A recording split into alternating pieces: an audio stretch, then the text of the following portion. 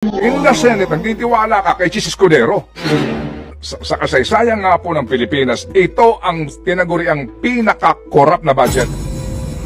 Sa kasaysayan po ng Pilipinas, ito po yung pinaka-kinatay na pambansang budget.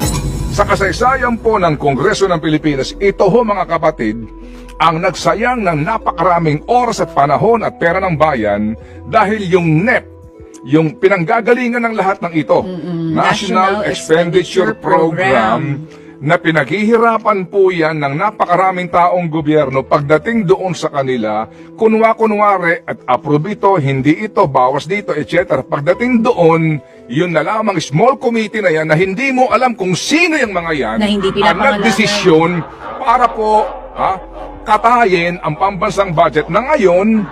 Eto na po yung presidente, sinasabi niya, nahihirapan akong ayusin ito, diba, na pinirmahan din po naman niya.